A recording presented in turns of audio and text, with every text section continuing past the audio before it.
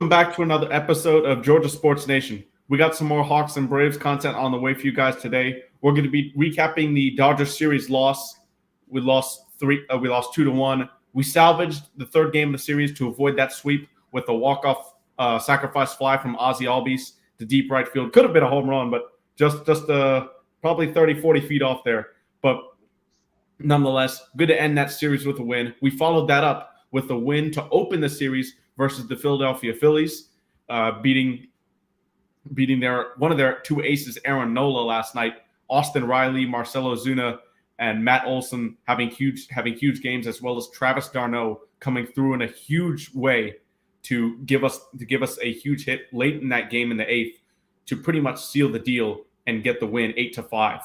We're also going to be discussing some resurging players and some players that are in some struggles, who we think we're most concerned about and what they can do to improve their approach at the plate or to get their command right and stop getting hard hit balls off them. Without further ado, let's get into today's episode. So, Ant, we'll start with you for the Dodgers series.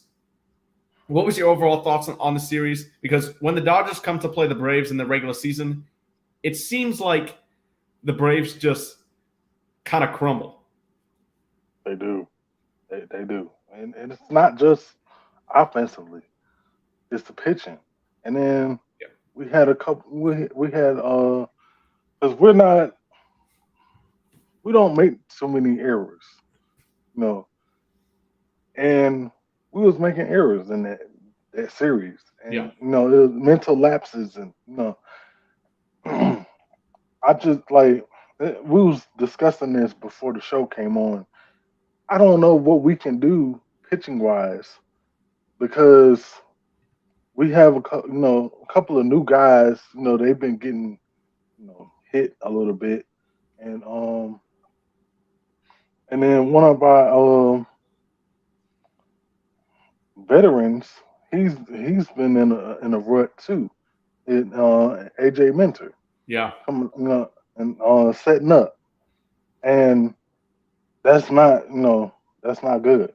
Like, Yeah, but Minter's going to be one of those guys that we discuss largely in that resurgence and struggle category after we discuss the Phillies games. Him and Michael Harris specifically, probably. yeah. Okay, gotcha. Yeah, we're gonna But for stay on that.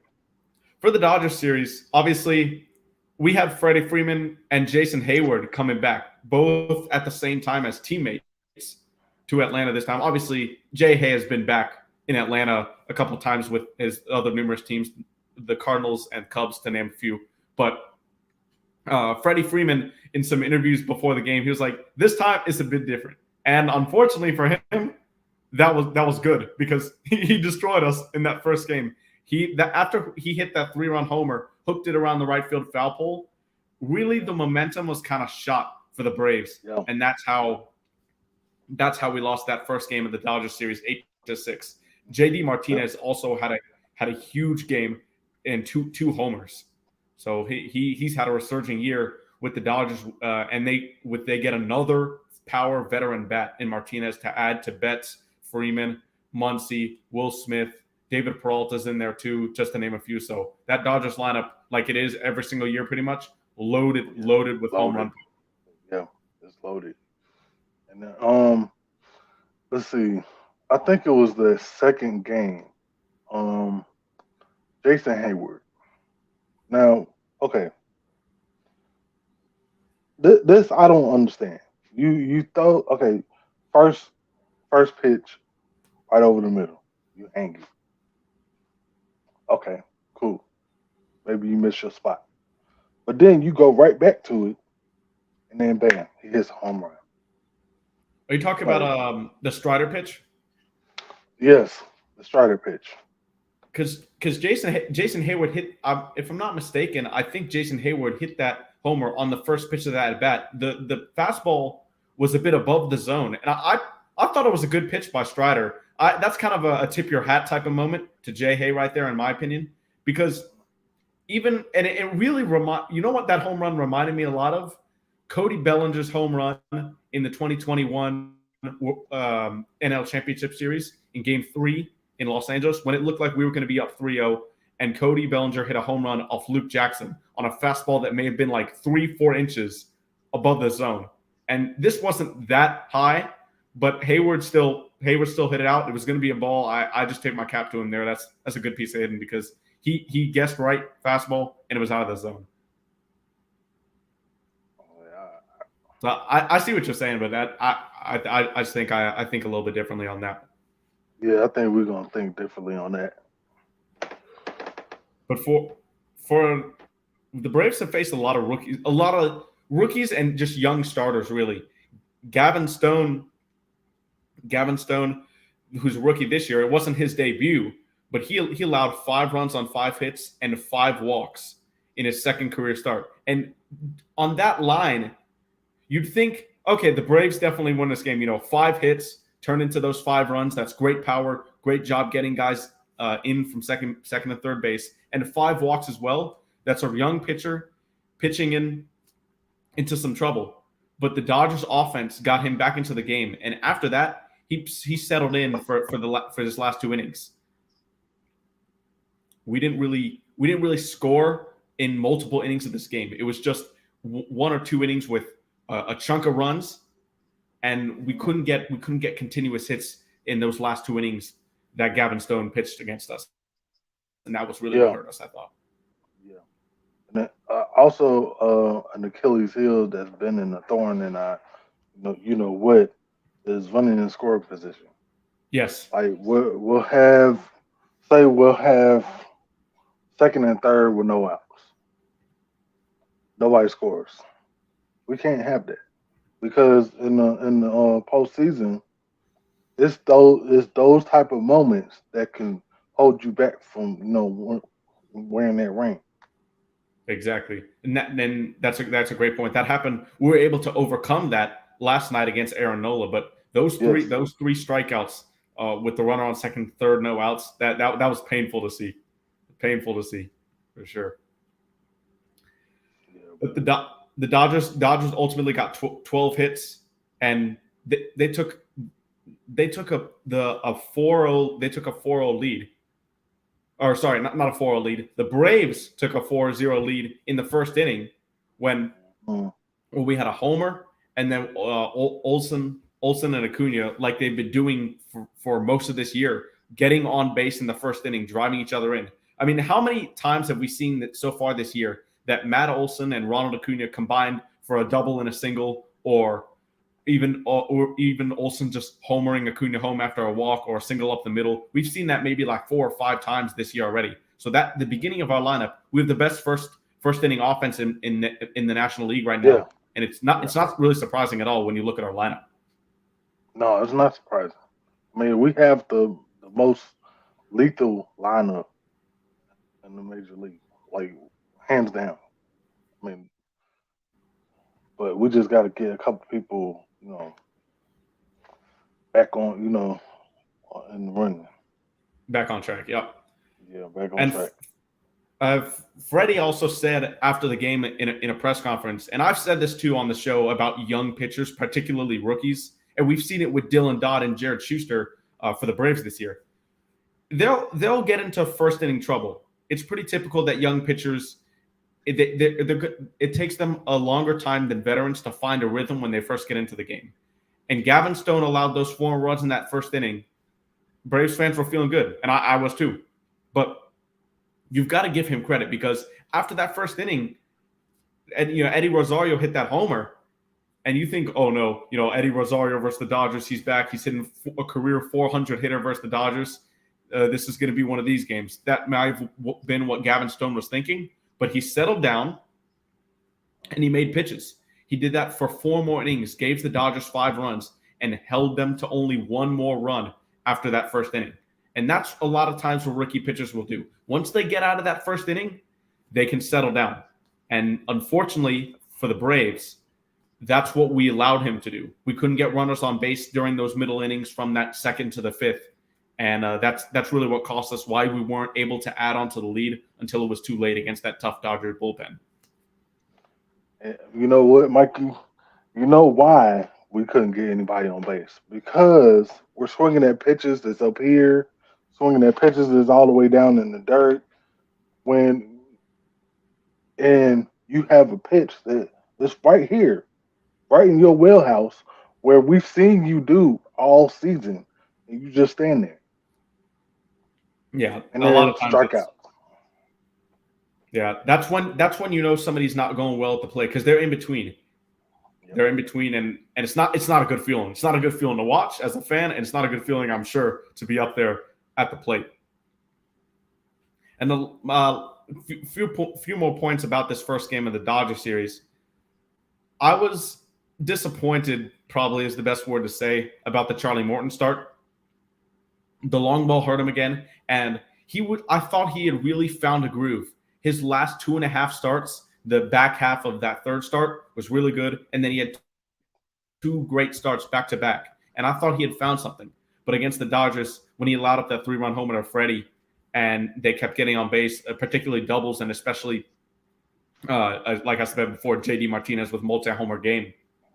That was when I was like, hopefully we don't see the old Charlie come back who struggled for the majority of the year last year. What are you seeing from him that in those two starts, or if you noticed anything in those two starts that he did differently than this start to not have as much success than the previous two? I don't know. It's like he's leaving. Like I don't know. It's like he's leaving pitches, more pitches over the no. He's missing his spots.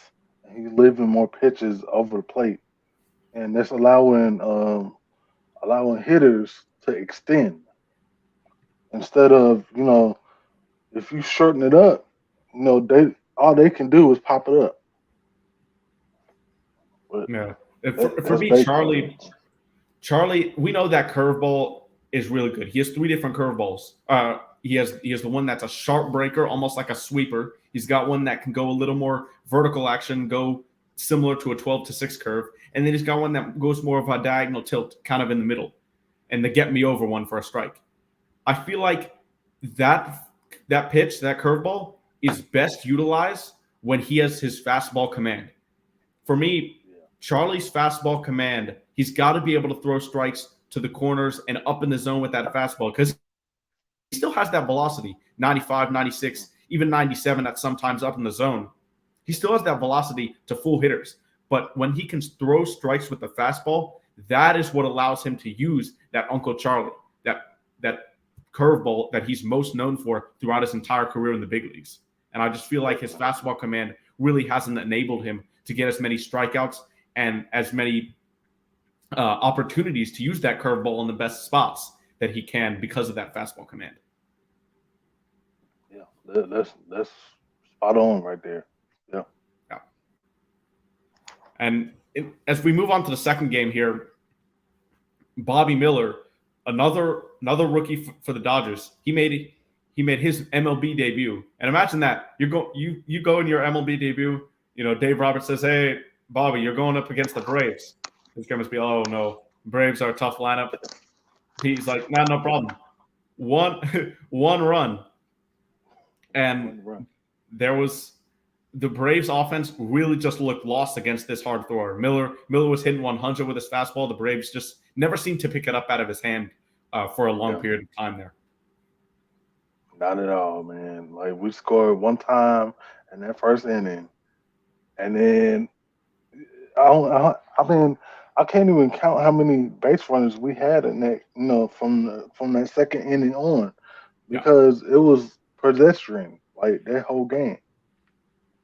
Yeah, it was not the greatest because he allowed one run over 5 innings, and he beat Spencer Strider. That was a battle of two hard throwers, and Strider did not have his best stuff that night.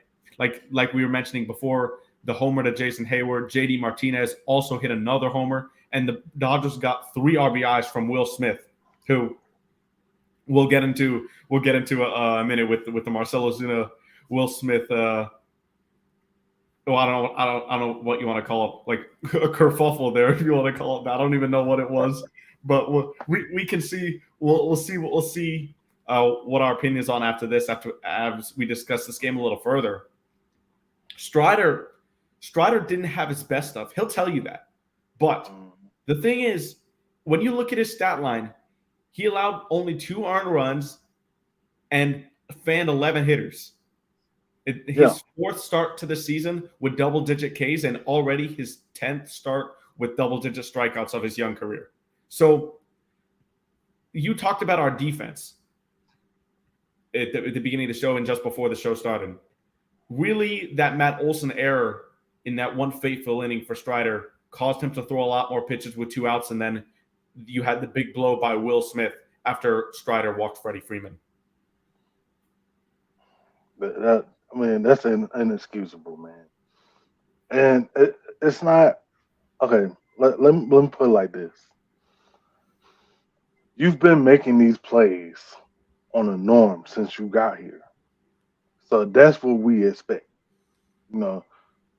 It's a higher excellence, playing defense here in Atlanta, and you missing plays like that. That's a bad rap because that's what we strive on is defense. And it hurt us. Like it really hurt us because just like you said, Strider did not have his A stuff I mean, he had the numbers, but it was, abstract. Yeah. Like I think I see what you're saying. Like if you ask Spencer himself, he'll say, yeah, he felt good out there, but he didn't say he had his absolute best stuff. But it was still a quality start. Like, going 5 innings, striking out 11 guys, only those 2 earned runs, and then in the second inning, like I said, that Olsen error with 2 outs really made him throw a few more pitches, really more than a few, around 20 more pitches. And they eventually walked Freddie Freeman to get to Will Smith. Will Smith hit that single down the left field line, and that's ultimately what kind of took the wind out of the Braves' sails early in the game until JD Martinez made it a rout with a 3-run homer late in the game. So yeah, I think I see what you're saying there with Strider. Yeah, it looked good, but it was like some hidden things behind the numbers. Yeah. And MB, this is interesting here. MB is a Dodger fan. He says the Braves are the better team, but hopefully the Dodgers can swing some trades. It's interesting you say that because both of our pitching staffs are really hurt right now. Really hurt. You got Julio Urias on the IL, Walker Buehler recovering from Tommy John, Kyle Wright, Max Fried, both out for a long time, multiple months most likely. So I think these teams, obviously they're 2 top-tier teams in the National League, but I think they're very similar. The numbers on paper, like you say, MB, do favor the Braves as far as, average. Both teams get a lot of their runs off home runs, but I think where the Braves can and should get over the top here for the Dodgers is the bullpen. The Dodgers have had a great bullpen as long as I can remember, but this year it's kind of been shaky overall. The Braves bullpen has been shaky at times this year, but I think guys like AJ Minter, Colin McHugh, Dylan Lee, when he comes back from injury, we just had to put Michael Tonkin on the IL today or yesterday. So both teams are filled with injuries, especially pitching wise. But I think the Braves bullpen, when they get healthy, is going to be the tipping point to give that edge to the Braves compared to the Dodgers when they go head to head. And yeah, you have it yourself here. Like I'm so used to seeing arms out of the Dodgers bullpen and say, "Oh no, it's over." Kenley Jansen, Evan Phillips has been really good in years past against us. Blake Trinan, but this year it's just those guys haven't had it, and Kenley obviously isn't there. So, yeah. But it's good to see the input. Glad you tuned in as a Dodgers fan. That's great to see a different perspective here. Thoughts on that, Ant? We appreciate that different perspective on that. What was I going to say? Yeah, we're like, for us, we're reeling, like, and it's showing because we've had multiple games where we had to do a bullpen game. And every time that bullpen game comes around, we get thrashed. Yeah, we haven't won a bullpen game this year. not even one, man. It's crazy.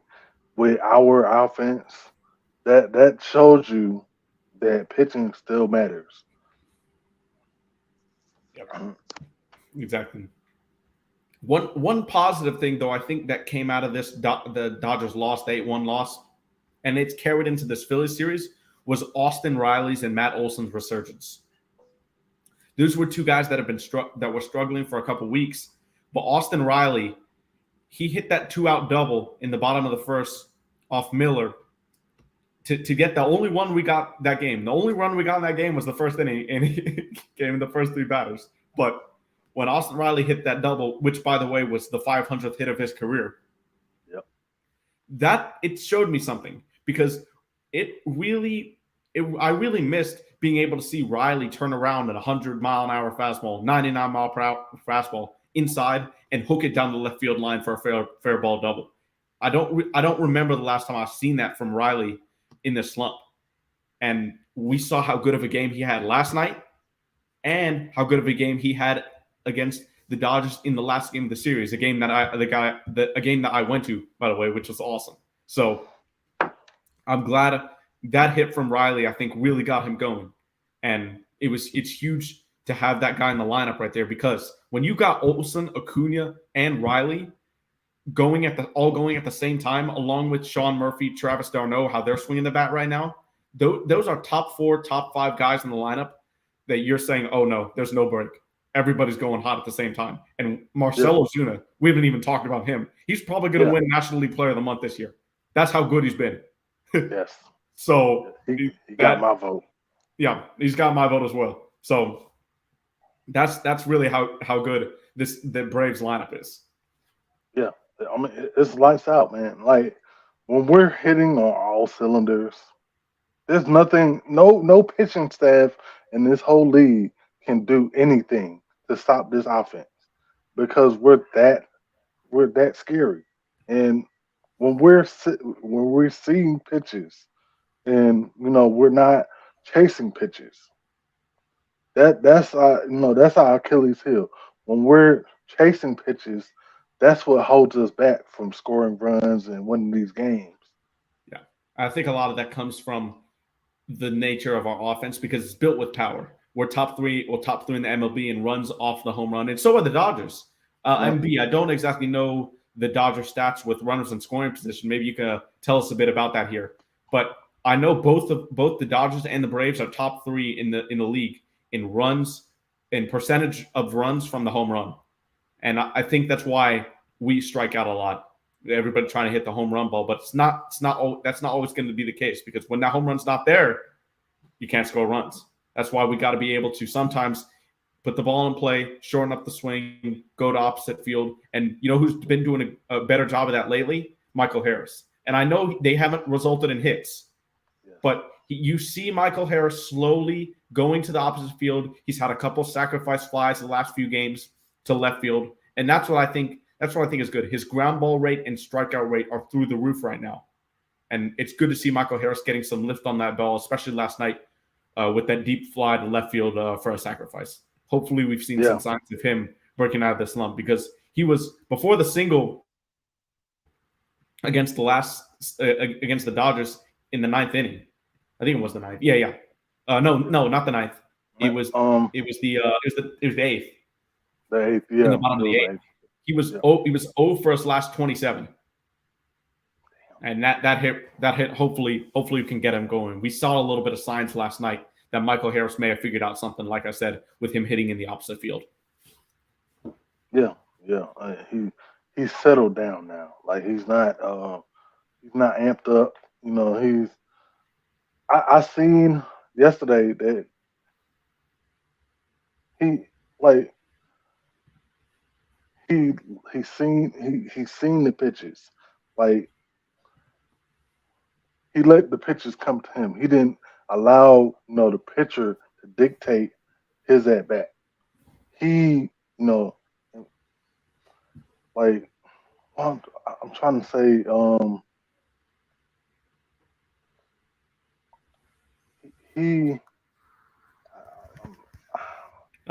I know what you're. I think I know what you're trying to say. Yeah. I'm saying he's saying, okay, I'm going to wait for my pitch. I'm not going to chase anything out of the zone, and I'm going to let the ball travel into the zone further so I can keep my bat in the zone longer. It'll go to the opposite field, and let's see if I can get a little launch angle on the ball because his ground ball rate is through the roof. That's really nothing like the Michael Harris we saw last year because Michael Harris beat out so many double plays, and when Michael Harris is grounding into double play with his speed, you know something's wrong, and that's what he was doing a lot before the past couple games. So hopefully he's figured out something, and it can turn into some hits starting tonight against the Phillies.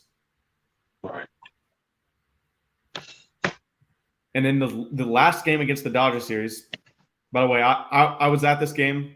Thanks. I was sitting at a Chop House. First time I've ever sat in the outfield really at a professional baseball game, and this was amazing. As you know, Matt Olson hit a huge solo homer to get the Braves on the board to break up a no-hitter and a perfect game as well from Cody Gonsolin in the fourth inning.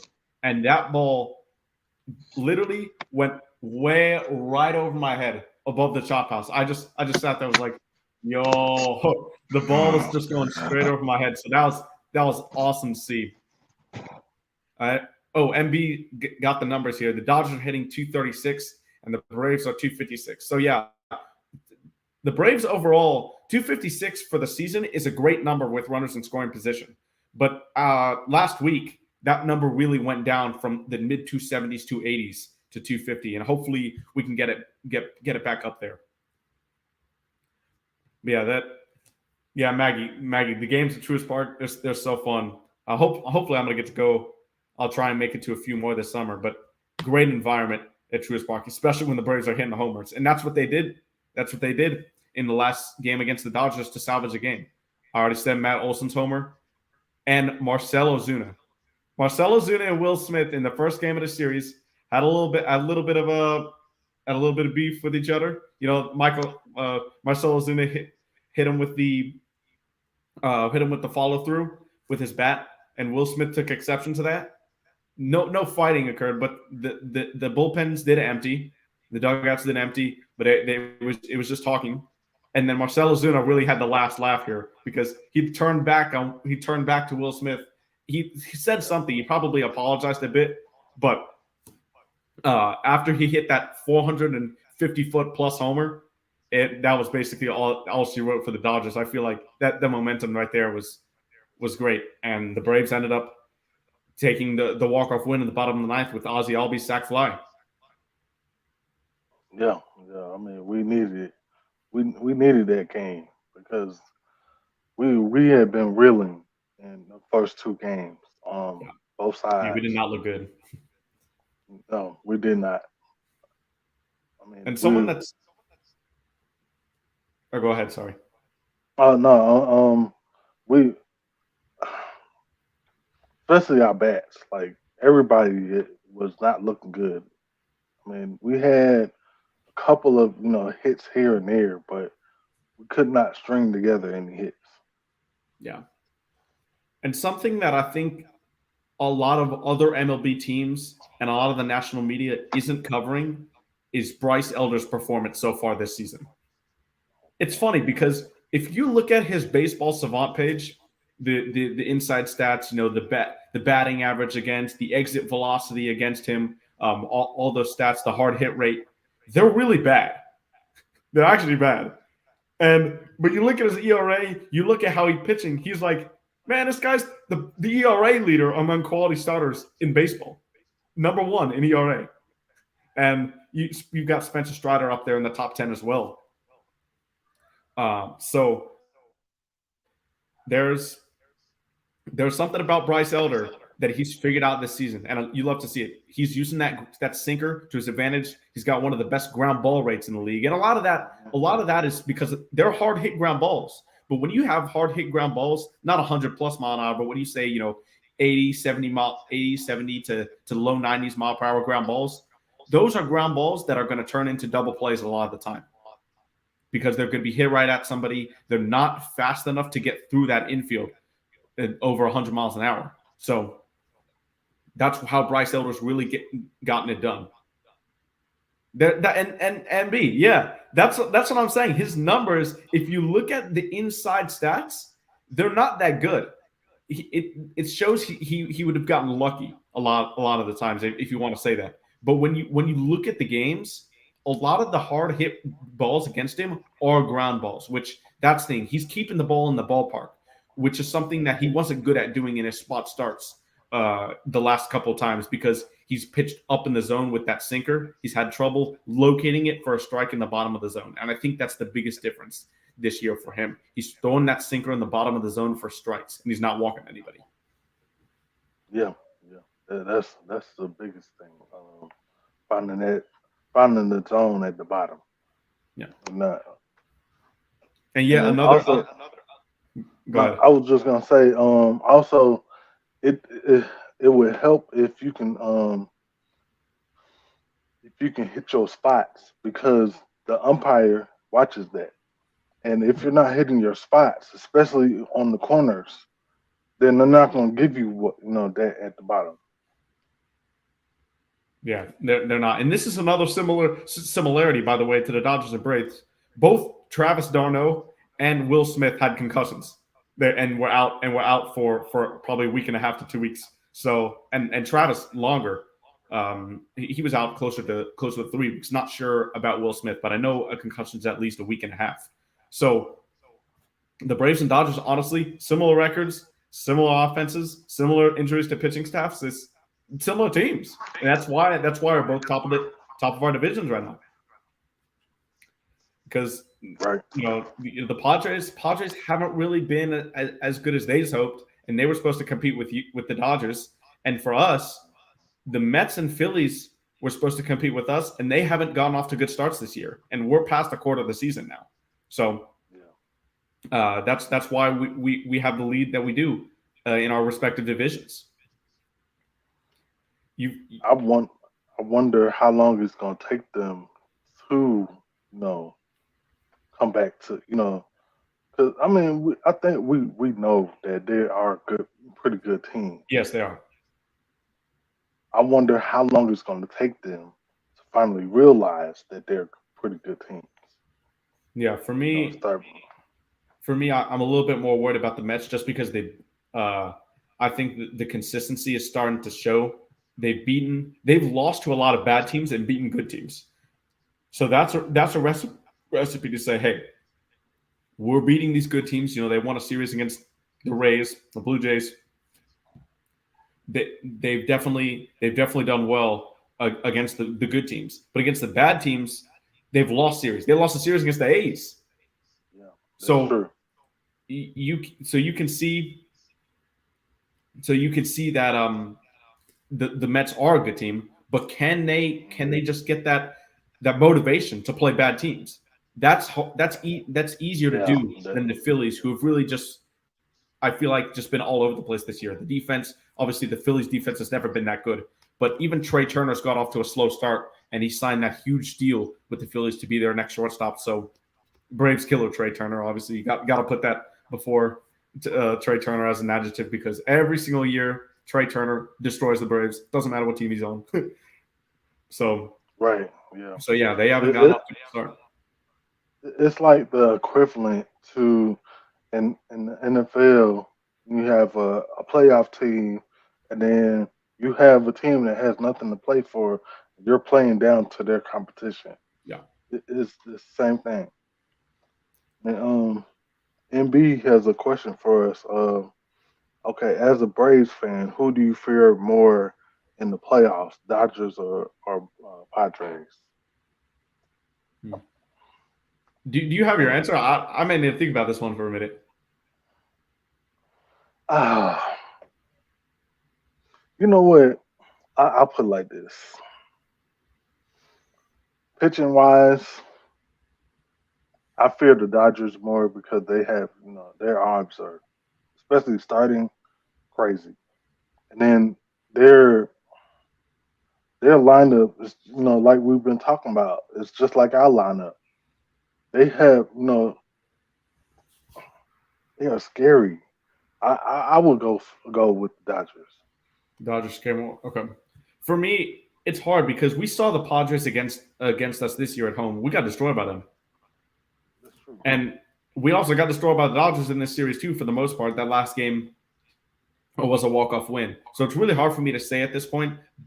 The Padres don't have as many injuries, and they're struggling right now. The Dodgers are still going strong with their injuries. So I think ultimately that's what pushes them ahead of the Padres right now, because the Dodgers have the depth. The Padres are a deep team. But Juan Soto's been struggling. He's back now, but he struggled for the majority part of this year. Manny Machado's still playing well, but the Dodgers still, for me, just are a little bit scarier because they're playing well even without some of their top guys, especially in the arms department. So that's why I'm still going with the Dodgers. But the Padres, don't get me wrong, I wouldn't want to face either of these teams, and we'll probably have to if we want to get where we want to go. We definitely will have to. If we want to get where we want to go, but it'd probably take the Padres a little bit more. I think we can hit their pitching a bit more as well. Yeah. Don't get me wrong. Like, I don't want to see them either, but we're gonna have to be one of the two. Because against the Padres, this is what I was gonna say. The Padres pitching isn't that great. Yes, it has to have Blake Snell. Yes, they have Yu Darvish, but they haven't gone off to the starts that some would have expected of them. And when we faced the Padres earlier this season, we got beat 3 out of 4 times. Yes, but our pitching, we threw Dodd, we threw Schuster, and we threw Bryce Elder, who had a bad start against them. That's really his only bad start of the season. We didn't throw our good guys at the Padres, and their offense was able to take advantage. We scored runs, but we lost that game on the pitching side, and that's why I think still the Dodgers scare me more. Yep, I agree. But yeah, in this fourth game, what do you make of Brian Snitker's? That's for the Phillies game, but Brian Snitker has really push the button I think he's pushed the right buttons lately in terms of who's catching, who's playing which day with Travis. Because with Travis d'Arnaud and Sean Murphy, one of them right now is probably going to have to sit out unless you want Marcell Ozuna playing left field, and obviously we don't want that. We don't want Marcell Ozuna in the outfield. But if that's the case, if he's the DH, you need to have him in the lineup regardless. Right now, you cannot take Marcell Ozuna out of the lineup. But no, if you have him in the lineup, one of Sean Murphy or Travis d'Arnaud is going to be sitting out. And it's a good problem to have, but how do you think Brian Snitker is going to dictate that? Well, I mean, I think what makes it easier is Travis is coming back from an injury. And Sean has been hot. Yeah. Like, it's scorching hot. So you want to ease Travis back in there. Like it's baby steps. You don't want to just push him out there and play him every day. Nah. But you do want him to get a couple of bats. And I'll say, like, for example, like you play him 1 or 2 days and then you sit him out, another day. Something like that. Okay. Yeah, tonight we've got Travis d'Arnaud catching and Sean Murphy's taking a break. The DH is still Ozuna, and you've got Eddie Rosario, who's silently cooled off a bit after a little bit of a hot streak in left field tonight. But this last game against the Dodgers, the game we walked off, we said earlier in the show that a lot of the times when the Braves offense struggles, it's because we're trying to only hit the home run ball.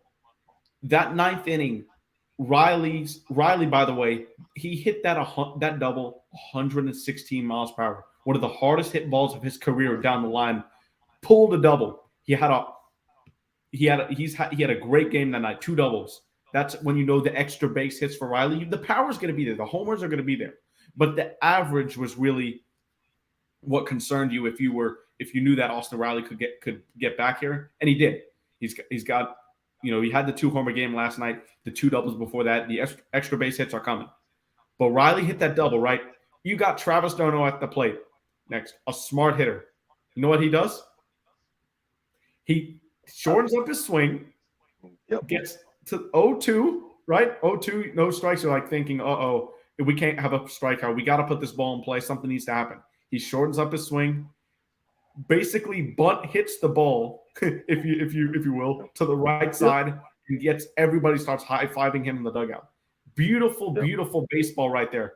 And the fans acknowledged it. When I was at that game, the fans were really loud for that out because they understood how key that was. You had Travis d'Arnaud to do that. They walked Eddie Rosario to try and pitch to Ozzie Albies. Ozzie had a great at-bat, fouled off 3 or 4 pitches down 0-2, and was able to hit a deep sacrifice fly and ultimately win the game. But that at-bat by Travis d'Arnaud was so key. Can't get overstated or overestimated. Yeah, it was. It was a great at-bat. That's what we talk about right there. ABC baseball. Yep. You shorten up your swing, and you can't teach this type of things. Like, you have to have that instilled in you. Yeah, and Travis is a veteran, smart hitter. Very smart hitter. And, the Braves will find a balance. They'll hit their home runs. Those will come. We know that. But sometimes when in this situation, tie game, bottom of the 9th, no outs, you've got to run on second, you got to try and get that run any way you can. And the Braves did that.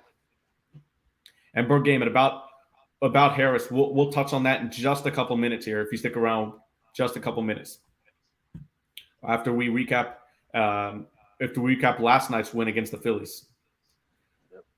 We won this game 8-5 on the strength of Riley, pretty much. Riley and Ozuna again. Austin Riley hit 2 homers in this game, both combined over 900 feet. Just moonshots, both of them from Austin Riley. Great to see him break out like he's doing. Yeah, I'm glad he's coming back around. He's getting his eyesight is coming back. Yeah, and it was Outcast night at Truist Park last night. The first I think 15,000 fans got an Outcast bobblehead, and the attendance was 100% at the game. Yeah, third highest sellout in Truist Park history, including the postseason. That's how many fans were at this game. Especially because of Outcast night, and that was done very well. I thought they had Big Boy in the booth commentating, color commentating for a couple games or a couple half innings. That was really funny, especially when Aaron Nola struck at Eddie Rosario on that knuckle curve, and Big Boy was like, "Oh Lord, what was that pitch?" That cracked me up. That was hilarious. Yeah, that's entertainment for you, man. Yeah, that's what we're here for. Yeah, and speaking of the homers that I mentioned, Travis d'Arnaud after the game, he said, "I don't think I've ever hit one that far in my life," and then he said he did it twice, and that's really what he did. And Travis d'Arnaud in this game, another huge play. He didn't start this game, but with the bases loaded and 1 out, Brian Snitker made a decision. And I think this was one of the best decisions of the season for him. As good as Michael Harris is, you've got a lefty, Gregory Soto, on the mound for the Phillies, who's struggling. He's normally an elite reliever, but he's struggling. He can throw 100 miles per hour from that left side, 91 mile per hour slider, wicked stuff. But you have Travis d'Arnaud on the bench and Sim Hilliard to play center field if d'Arnaud gets out for the defensive half inning. Travis d'Arnaud comes through. He sits Michael Harris down. And when Travis d'Arnaud hits that single, Harris was one of the first people they showed on camera clapping, congratulating him on the bench in the dugout. And that's really what you'd love to see. Your success for your teammates. And even though Michael Harris is in a slump right now, he appreciates what Travis does and knows that was the best decision for the team to win the game. And that's honestly, you love to see that from a young player, especially in their second season, like Michael Harris is, after winning the Rookie of the Year last year and having a rough start to this year. Oh yeah. Oh yeah. Yeah, especially if you're young. And one thing that we've always had in Atlanta is a great great locker room. Yeah, Like we're 100% for the next man. Like that we've never been one of those teams where because we're not hitting or we're playing bad on defense, I'm not going to root for you. We can't do that. We play for the same team. yeah. Riley, this game with his homers, he continued his hitting streak to 8 games, and Oh yeah. but not to be undone, not to be outdone. Braves killer and boo target for all of time. Bryce Harper had to hit a gigantic homer that sailed past the chop house. It was 445 foot, so not as not as far as Matt Olson or Austin Riley, but it's still Bryce Harper. He pretty much does this to the Braves every single time he faces them. And Marcell Ozuna, who he went deep for the Braves. He became the first team in nearly 4 years to hit 3 homers off of Aaron Nola in the same game. Almost 4 years it's been since Aaron Nola's allowed 3 homers in a game. The Braves have just had his number recently, and that's an ace we're talking about.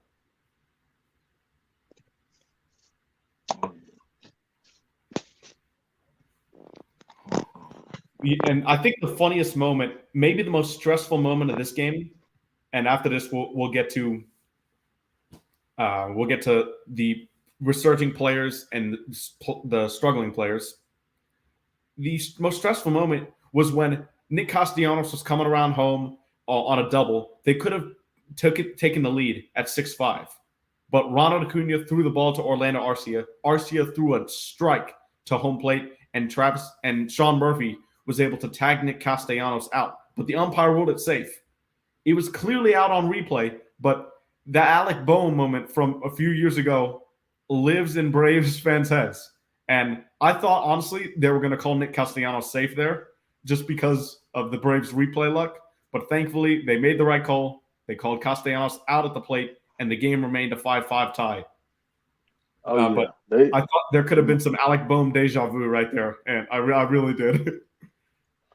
We know because I mean we usually don't get those type of calls, man. Like, but they made the you could see that he missed the plate and he tagged him. It was just so happened that the umpire couldn't see. Yeah, So I mean, Dave and Dylan Dodd was especially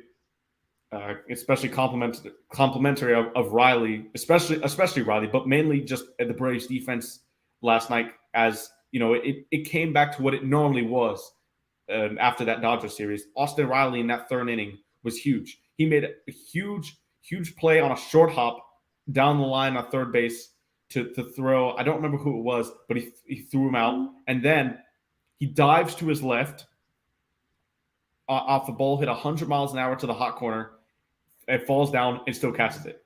Those were 2 huge plays that really saved that inning and made it just a clean inning for Dodd. yeah, that was awesome. Awesome defense. You can't beat it. I mean, when we're playing defense like that, it's tough to beat us. Yeah, it definitely is. But tonight, the Braves will look to try to win this series outright against the Phillies. We're going to have Jared Schuster going for us against Taijuan Walker. We've seen Taijuan Walker plenty of times. He was obviously with the Mets last year. Now he's with the Phillies, so stays in the NL East. And a couple of changes to the lineup. We see Marcell Ozuna go up to the lineup from 7th to 5th. Eddie moves down from 5th to 6th. And Ozzy goes down from 6th to 7th. And then we have the classic Arcia and Harris, 9th. Acuna, Olson, Riley, and d'Arnaud to round up the top 4. So hopefully we can win this series against the Phillies. It's weird that this is the first time we're facing the Phillies this late in the season. I mean, it's not late in the season, but, it's almost the end of May. So normally we'd have seen an NL East rival like the Phillies earlier than this. But Yeah. I'm glad we're seeing them now because the Braves offense, most of the guys right now seem to have found something. There's more guys that are hot right now than struggling, and that's always what you want to see. Oh yeah, yeah. I'm glad we're playing well right now. So I mean, we're going to.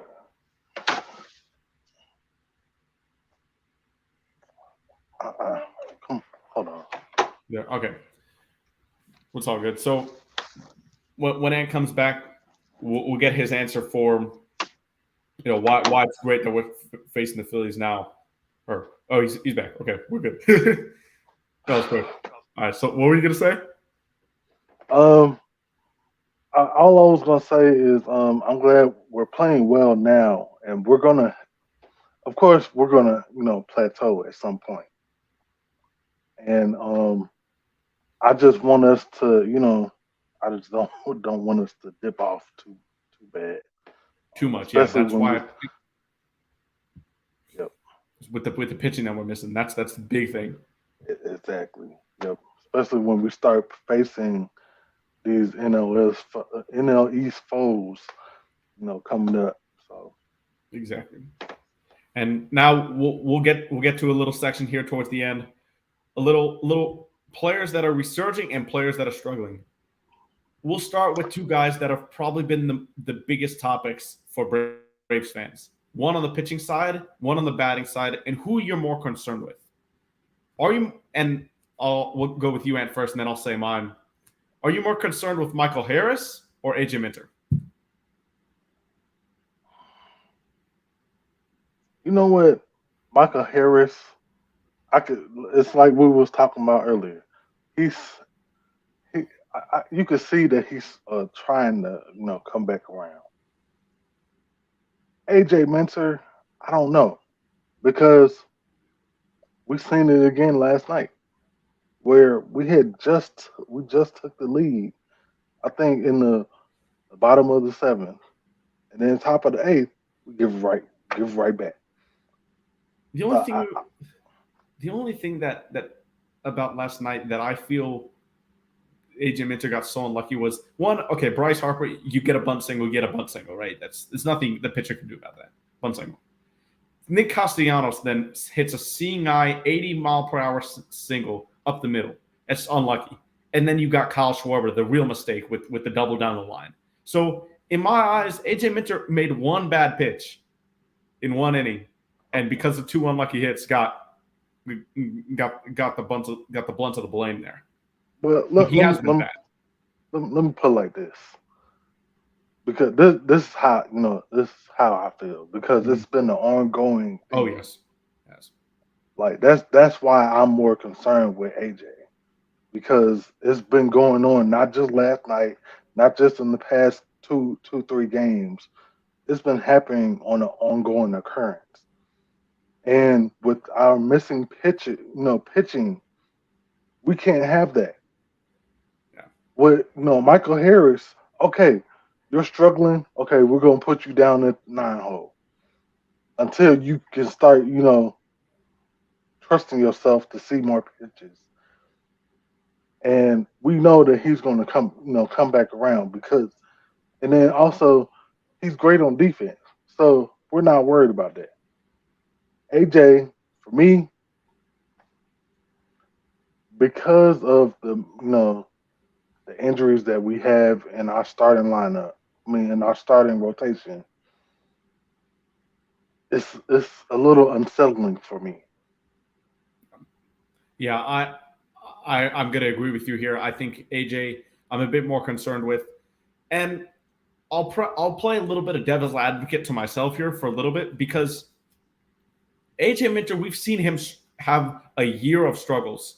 That was really 2018, 2019. We sent him down to AAA. He came back in 2020. Then 2021 and 2022 pitched like the best reliever in baseball. Lights out. Yep.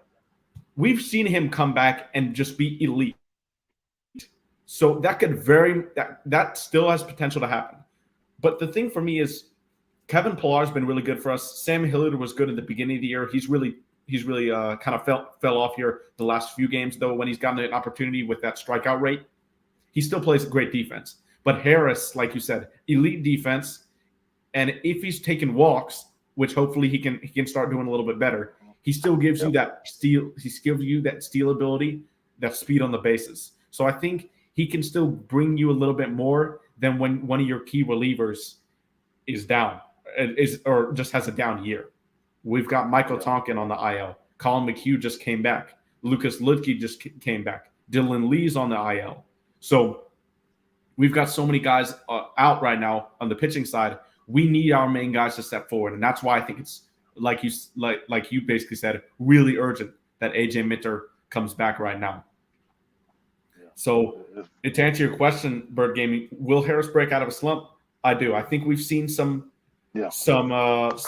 tendencies in these last couple games. Him hitting the ball in the air to the opposite field in specifically, that has really shown me that he's taking strides to get that swing right, get it on plane, level through the zone, have the ball travel to him a little bit more instead of trying to pull everything. So that's what's been the most encouraging sign for me, that Harris will break out of this soon. I really do think so. Yeah, I do too. And it's just like what Raymond Collins says here. He might be just trying to find his stride coming back from injury. Yeah, because he had that scary injury when it looked like he hyperextended his leg, but it was just a jam knee. And then he also had that back injury when he was on the IL and was out for about 2.5-ish weeks. So maybe he's just getting back from that, hopefully. And we'll see the Michael Harris that we all know and love soon. All right, more resurging and struggling players. Eddie Rosario, the struggling department, and then I'll say for the resurging, Marcell Ozuna. We'll touch more on Marcell because who is more likely to meet in the middle here with how bad, or because Eddie, I feel like Eddie, he's not terrible. He doesn't look awful at the plate, but he could be better. I'm sure he's going to tell you that too. But Marcell Ozuna has been scorching hot. Been one of the best hitters in baseball this month. Like we said in the beginning of the show, he's got both of our votes for NL Player of the Month. So who do you think is more likely to regress to the mean in Marcell or progress to the mean in Eddie? Who's more likely? I think that's a tough question. It is a tough question, yes. I want to say Eddie, but I mean, I know that Eddie's gonna come back. I mean, we've seen that in the playoffs a couple years ago, so I'm not worried about Eddie. I think Ozuna is gonna, he's gonna come back down to earth just a little bit. Yeah, and I'll say this about Ozuna: I can almost guarantee 100% that he will never in his career look as bad as he did for the past half season, counting the last three, counting the first fifth of this season and most of the second half of last season. I don't think it'll be in his career. Literally, I've said this, and I said this on the show multiple times last year. I don't know how a guy is an elite hitter for 6 or 7 years of his career forgets how to hit and then just goes completely to like the worst player in the league. Right. I've never seen that before. And granted, he's had some off-field stuff, obviously, and everybody can have opinions on those if they want to. But when we're just talking strictly on the field, I've never seen a collapse probably as big as people were saying that he was just cooked. He was done. I'm glad he's found this hot streak. I do think, like you said, he will regress, but I think he'll regress to being a consistently good DH. I don't think it'll be like you can't play him anymore. What is Snitker doing type of regression? No. It's not going to go back to what it was. That's out the equation.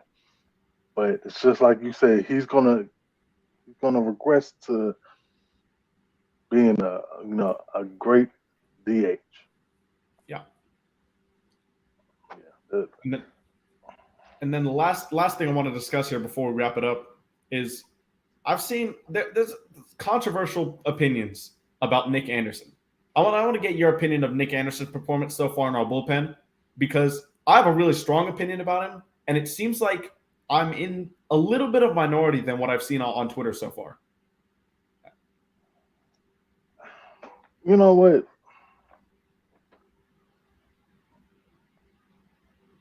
I'll give him the benefit of the doubt. I mean, he's been serviceable. Yeah, I am in the minority of this.